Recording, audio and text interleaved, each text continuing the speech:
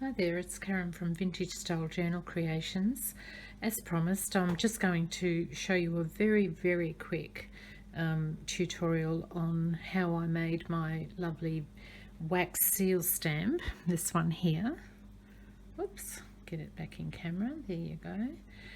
I'm sorry about the shadows, I'm doing it in the evening, so I've got a little bit of light shadow happening there, but this is just a gorgeous rose stamp that I made recently, trying to figure out how to do things more cost effectively.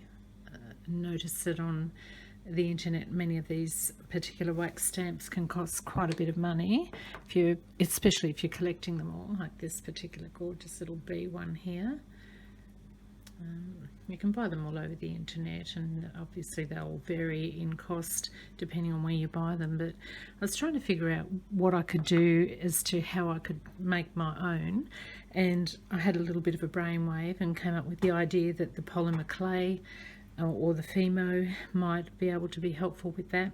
So what I've done is I've purchased this Montmartre. It's probably a cheaper brand than Fimo, I'm not really sure, and I'm not advertising for anybody, but it only cost me $4, and you get this whole section here full of this clay. As you can see, I'm running a little bit low on my supply, but it cost me $4. That's, you know, pretty cheap when you can get probably about, well, at least, you know, probably 8 to 10 wax seals out of it. So what I've done is I've just added a couple here just to show you some of the things that you can use as molds for your seals. This one here, the one I showed you initially, came from this little rose cabochon that I've stuck on a bobby pin made as a hair clip, but comes in equally as effective as a stamp mold. So just putting the clay over top of that as it was soft, pressing it down, and voila, that's what we got. And it does really make a beautiful stamp, this particular one, because it's got depth about it. So if you're going to be looking at different types of objects that you can use, I would try and find things that are similar to this, that you've got quite a bit of depth about it, so that you're going to get a really obvious looking stamp when you make your seal. The other thing I wanted to show you was this little one here. I made this one using this button. Oops, there we go, I'm back in shot again. So just pressing the clay over top of the button, and there you have that.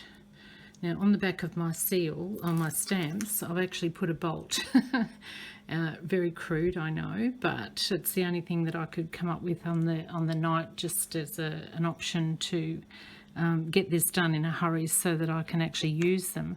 So what I've done is I've attached a bolt to the back of a couple of the seals, I haven't done them all, and a washer to one of the handles that I actually purchased along with a normal seal stamp that you can buy on the internet, and just pop it in there, and you've got the actual handle to use so that you're not dipping this into hot wax just like this and burning your fingers. So it's much better to have a handle of some description. Some people might use a little bit of dowel or something just stuck to the back of the actual mold itself, or the seal. But yeah, I just thought, you know, I just wanted to show you some of the objects that I've used, and then I'll get on and start showing you how I made them. So that one is just the same as that rose there, my lovely little mini vintage journal. The other things that I've found are some of these, it's a brooch with a lovely picture of a little girl on it, but it's a little bit 3D, so I would, you know, recommend that you try to get things that are deep and possibly 3D, because I think they'll make a greater effect when you actually put your seal stamp onto your wax. It'll come out quite obvious. So I'm going to do one from this one tonight. I did one earlier from an earring. I've got a set of these gorgeous clip-on funky earrings, and so I thought, oh, this little part in the centre might make a nice stamp. So what I've done is I've actually got a little piece of clay, and I've put it onto the the earring itself, and this is what I've come up with, just the opposite effect, the mould. I don't know if it's in focus, trying to shine it in different directions. The light is playing against me tonight, but yeah, I think that one will come up lovely. So what I'll do with that, once it actually dries, I will put a handle on it. I will put a bolt on the back of it at least, and use my handle that I've set apart for these particular moulds, and I'll probably use a cream or a very pale pink, very pale green, or just a really gorgeous pastel colour wax that I'll mix up the colour myself using some of the wax that I've got here, and a bit of food colouring powder, which is how I normally do my wax colours. And so that one looked lovely with a bit of gold rub over the top of it, so I can't wait to see that one. It's obviously not going to look as good as the earring, but it will make it look good. I also found this little earring. It's got a, I don't know, can you see that at all? Just trying to get it without the glare on it, but it's a really cute little rabbit. I might do that one with a mould as well, but I'm not going to do that one tonight. I'll just do the one with the little girl on it. I also did one the other day, which is, I think I'm just getting a bit too close to the camera there. It's got a little owl on it, and how I got that little owl was simply by using this little funky owl button. Just pressed it into the wax as it was pliable, and yeah, I look forward to seeing that. I haven't actually done a seal with that one yet. This rose here is just one that I used, the same rose down here, and just flattened it with a little bit more clay, just made it a little bit more flat, but I much prefer the smaller ones because it fits snugly, and when you dip it into the wax it's not going to be sprawled out and super large. We don't want our gorgeous wax seals to be over the top large, so I'd recommend that you make your seals at least around that size, because I think you're going to get a much better result, because you'll have the clay spilling out at the sides as well, not the clay, the wax spilling out at the sides as you actually stamp your stamp down into the wax. Okay, so what I've done is I've just moulded some of this, softened it by kneading it, and that's what you need to do with this stuff. So I've just broken off another bit. You can see it's a little bit rough and it's a little bit firm, so just squishing it in and giving it a good knead. You can roll it into a ball, and you're more likely to get a round shape when you do that, but because I'm going to do this, I want an oval shape, so I'm just going to keep pressing into it, giving it a bit of a knead, just so that the clay is nice and soft. Well, it doesn't get super soft. It's not as soft as plasticine, but you've obviously, probably used this stuff anyway, so you know what I'm talking about. But I'm just sort of pushing it into a bit of a shape here. Don't want it to necessarily be super perfect, but I want it to be looking good when I finally finished it. So I'll just put it down and give it a little bit of a working down on the board here. I'll put some baking paper down on my board so that it won't actually stick to my painting here that I've done. I was trying to find something to actually do a demonstration on, something that looked nice but wasn't over the top, so I'll just move that aside, move some of these things aside so I don't ruin them. That one's still soft. On the instructions on the packet, it basically says to heat it in the oven at a certain temperature, which is about 130 centigrade, Celsius, whatever. If you use Fahrenheit, just work it out. Google's great for that.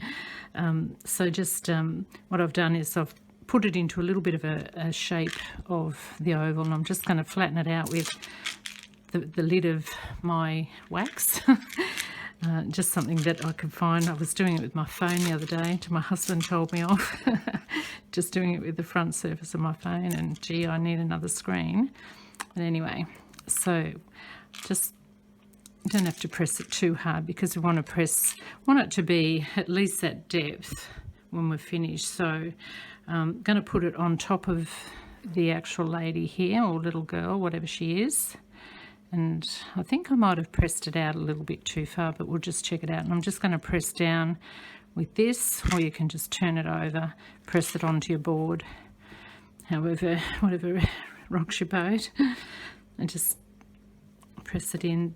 The firmer you press it in, obviously the more spread out the clay is going to be, and I don't particularly want this one spread out, so I might even do it again, but just take it off gently, and there you have, voila, you have that gorgeous mould. It's even showing up the little earring and the little necklace that she has on, so that's probably going to work okay. It's probably just a little bit bigger than I really want for my stamps, but I'll just let it dry anyway and see how it turns out. But you can see that you've got a little bit of depth there, so you're going to get at least a nice little pattern on there when you put it into your wax. It's a little bit wonky in shape, but you know what, that doesn't matter. I don't care about stuff like that too much. It's going to do the job. And I'll do another rose one because I really like that one. This is all I did the other day, just flatten it out a tiny bit just to get a bit of a flat surface on it. As you can see, rocket science is something I tend to use a lot, and I'm sorry about that, but I'm just going to press that down into the wax, give it a really good press down because I want it to be nice and deep. Oh, there we go, take that off. So much for glue. Okay, so you can see the type of shape that it's come out. And I don't need to necessarily do anything at all to that, but I'm actually going to trim it up a little bit.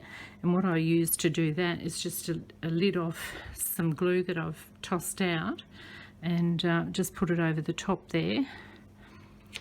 Press it down. Just using your muscles, girls. Just give it a really good press and take off the excess clay. And you're thinking, okay, now how's she going to get that out? Well, what I've been using is a scalpel. I'm a registered nurse, and we get a lot of throwaway instruments that we purchase just for a one-off use, and once they're all cleaned up, they're often tossed. Some of them aren't even used, but what I do is I'll put my palette knife in, because you may have palette knives, you may not. Just trying to see it here without my glasses on.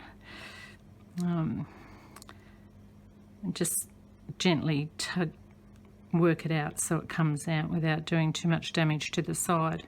But again, it really doesn't matter too much, because once it's stuck on the wood piece, that's not even going to be seen. So there we go, just gently get it out, and there you have another rose mould. So look, I know it seems very simple, and quite often, you know, I feel some of the things that I talk about you all really probably know about anyway. But yeah, I hope you've enjoyed just that little demo, and I'll come back and show you what they look like when I get them dry. I'll make some seals out of all the ones that I've made here, so you can see just how wonderfully effective they are. And I'm obviously dirt cheap, you know, you can't really look past $4. And I've gotten so many more molds out of mine than these ones that I'm showing you here. They're just not set up on the table tonight, but yeah, have a go at it, see how you go. And if you've got any questions, feel free just to put a little note below or message me, and you'll find me on Facebook at Vintage Style Journal Creations. I'm going to try and do a few more viddies, and I'll probably be doing a giveaway in the near future. But yeah, if you've been blessed by this brilliant show of very, very small things, yeah, just give us a tick or a comment, or feel free to subscribe. Thank you for watching.